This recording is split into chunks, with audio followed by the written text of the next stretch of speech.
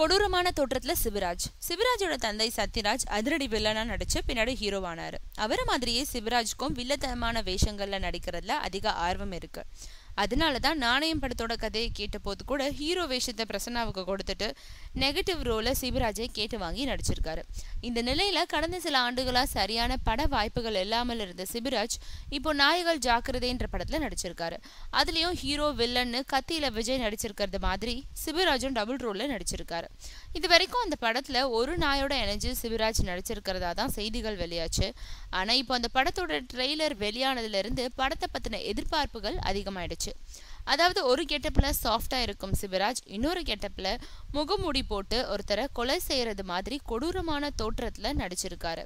அவர் எதுக்காக அந்த அவதாரம் எடுக்கிறாருன்றது பத்தின தகவல்களை தற்போதைக்கு சஸ்பென்ஸா வச்சிருக்காங்களாம்.